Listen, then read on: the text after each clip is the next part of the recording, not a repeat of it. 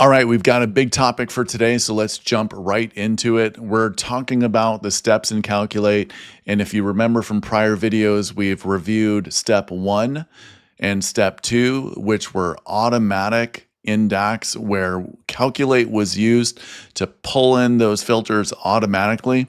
It was nothing that we had to worry about. It was something that happened automatically in step 1 from the canvas itself, from our visuals. In step 2, it happened automatically in that row context environment where we use that SUMX in that measure with a measure reference as the expression. So again, another calculate wrapped around inside that measure that also has the ability to pull in those filters, just as we saw in step 1.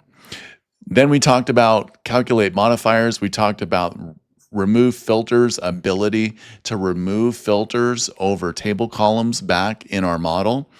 We talked about use relationship, where we were able to use an alternate relationship that we drew as an inactive relationship between our dimension table and our fact table. And then we talked about cross filter that also had a modifying effect on that relationship where we were able to change the direction of that filter. Well, this week we're talking about step 4, and this is another explicit way that we get to add to Calculate. And in this step, what we're adding is filter context on top of the modifiers, on top of the original filter context. And you can see already that it's way up here in our steps. And we know that the priority works from the back to the front. And so we're going to see examples where we're using an added filter, aka a table expression, as you see down here, as a way to further modify or add to filter context. All right, let's get right into it. Let's get into some examples and see the effect of these table functions in measures. We've got 2 sets of measures here. At first, we're going to be counting rows in the part table, and then we're going to be taking that table expression and we're going to be putting it into Calculate and seeing the effect on total sales. But before we get there, let's talk about this blank row right here. Let's get this out of the way. What that blank row represents is what I've done is back here in my sales table, I've come back here and I've added an additional sales record that represents a part that we have yet to put in our part table. And what's interesting about DAX, and it's kind of a safety feature, is that if you sell something down here that references a dimension and that dimension does not have that record just yet, it is going to log a blank row or a placeholder in that part table that represent all of those parts being sold that don't yet have a valid key or a valid record in that part table. And that's a safety feature, especially when you use those table functions that recognize that blank row, so you don't miss sales that happen down here in your analysis. All right, let's look at the all function. Simply just counting rows over that part table, you'll see here that we are including that blank row or that transaction that was added that does not have a part yet in the part table. So you look down here, we've got a snapshot of the actual part table. We only physically see the 5 rows in that part table. However, all is counting all 6 rows, including that sale that had that part in sales that was not yet put into the part table. If we go to the expression where I use that table filter in Calculate, you'll notice that I've wrapped it around another table function called filter. And what's interesting about filter as a table function is that it's an iterator as well. And how do I know it's an iterator? Well, the major tip-off is that it takes 2 arguments, the first one being a table reference. So we know that all is being used as a table reference here, and then followed by argument 2, which is an expression. Very similar to SUMX. SumX has a different function to it, but filter as a table argument also has that iterating behavior where we hand it that table and then we ask it to express or evaluate that expression over each row of this table expression. The reason why I put this in here is because if I were to take this highlighted table expression and use it directly after this comma in calculate, it would essentially turn into a remove filter or a calculate modifier, as we saw in step 3 in the last video, where it technically is removing filters. What all does here that's different is instead of removing filters, it's actually returning a table that represents all of the unique descriptions listed here in the description column, in addition to that blank row that we know is in the part table because we have that invalid sale or with that invalid part. All right, I'm very visual, so I'm going to show an example with some slides here where we've got this measure right here, the same measure. But what I want to illustrate is that when we're building a table expression or a filter argument within Calculate, what I like to visualize is that that table is being generated conceptually within this argument. So you'll see that all does not respect filter context, and instead of removing filters, it is generating a table that represents all of the unique descriptions plus that blank. And it takes that table, Calculate takes that explicit table that we wrote, again, takes it back to the model, filtering it through mini part, going down into sales, and returning all of the rows that we've explicitly asked it to return. Keep in mind, back in the visual, we also have a competing filter coming from step 1 from our canvas. Way down in our list of calculate steps, that is also a valid filter, but we can see here that the behavior of all is that it is going to replace that single filter on that part description with all of the part descriptions, including the blank. So it propagates that filter through and returns the grand total of 686.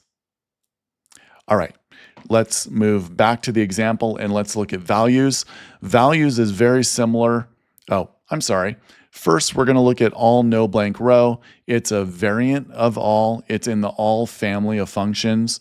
And we'll see that when we're counting rows of our part table, we're in fact counting them all, except obviously there's a condition here that says no blank row. So we're omitting that blank row here and returning 5 parts from our part table.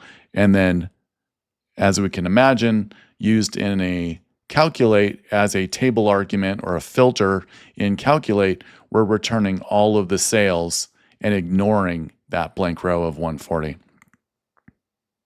All right, now on to values. Let's look at values. Values is very similar to all, except for the fact that instead of returning the entire list of our descriptions and ignoring filter context in this case, and just returning that full table, values respects filter context. So when it goes down to step 1, filters coming from our canvas, it is only going to respect and evaluate sales or rows for office tape in this example, max stick. So you can see that for every row here, we're evaluating to a filtered part table that only contains what was filtered earlier in step 1. In this case, office tape. We get 1 row. We get 1 row for all of our descriptions. And then when we move on to the sales using that values function, we see that we've used values instead of all, and you can see that filter context is being respected. We're getting the same totals the same filter totals from step 1, except for we get the total for the blank row as well. So all is very similar to, I'm sorry, values is very similar to all, except for the fact that it's respecting filter context. Moving on to distinct.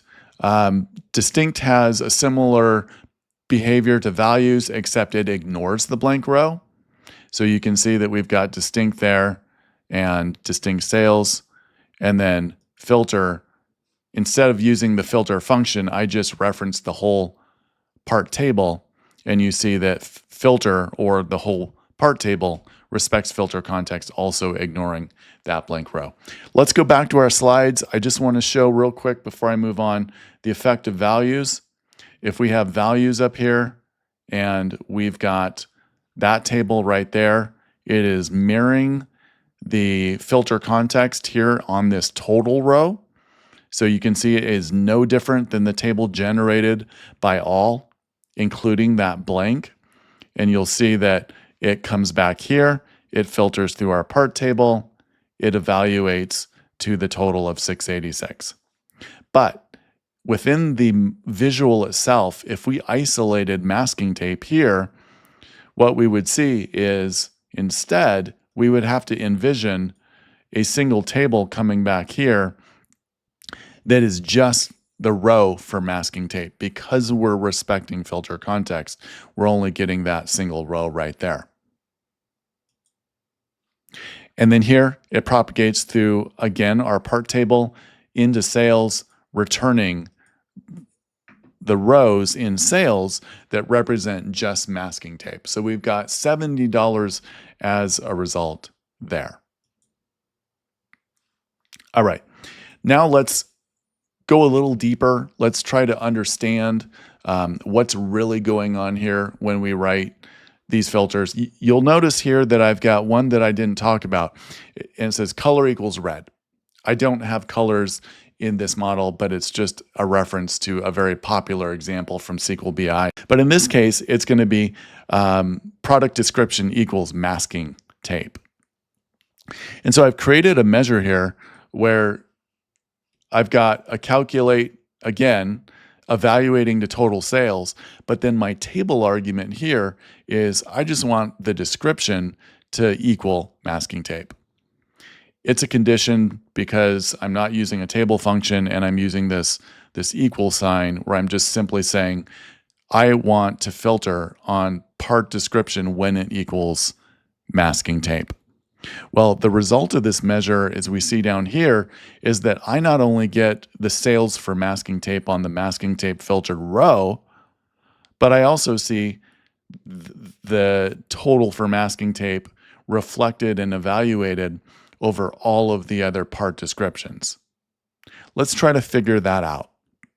So I've used this measure that's to the right of it called filter test, and what I'm doing here is, again, I'm getting that filter statement out, and what we're trying to do is elaborate on that condition that evaluated to a one row table that just evaluated to masking tape, and we're trying to mirror what happened in this measure right here in this filter table argument. So my first attempt is filter values part description equals masking tape. And you can see here that the result is that I'm evaluating to only masking tape. However, over here, I have to evaluate regardless of the part description row to the masking tape total. So I used values, but if I remember from our previous example, values respects filter context, so it's not going to come down here and have any overriding effect over these step 1 canvas filters. So that's why I'm getting 0 here. I'm saying masking tape, but there's a competing filter that's not being overwritten here called office tape, and that's why both of those descriptions together, if I was to evaluate them as masking tape and office tape, I have no rows in my sales table that agree to that. So the result is going to always evaluate to 0 rows or 0 sales. So I need a function up here that has an overriding behavior over my descriptions here. And if we remember, all indeed ignored filter context from step 1 here, from the canvas filters, and returned that physical table containing all of the product descriptions, including that blank. So I hit enter here, and all of a sudden I'm going to evaluate to the correct result and see that I am now evaluating to $70 for every row. I show this example because I love training on the power of filter, especially when used with all, to be able to jump out of the current filter context and refilter to some other row in our model. This is a nice example here, but where this really becomes powerful is when you want to write your own custom time intelligence. You can use the same pattern against the timetable here. You can return the entire timetable and then in the expression filter or refilter down to, say, a prior year. And in that case, this measure would represent prior year sales. Super powerful. I would argue that this is the best or the most powerful function for a business analyst. All right, for this next example, I want to rewind a little bit and go back to our steps of calculate and review a little bit about modifiers. I just want to point out that in this step of modifiers, what the modifiers are modifying are those filters and relationships as used in step 1 and 2. So let's go on to this example where we're going to be using a modifier to attempt to restore a filter. And in this example, the modifier that we're going to use is called all except. And so you'll see that I have an all except function being used directly after the comma in my calculate, which indicates that this all is being used as a calculate modifier. So that's what all except is. It is in fact a modifier.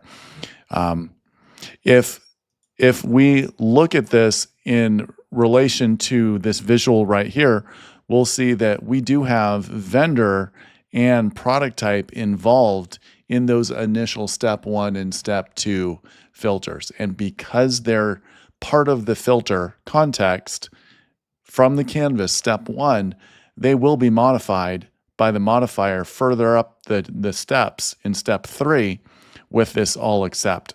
There's 2 components to this. There's an all, which is removing the filters over the columns in the part table.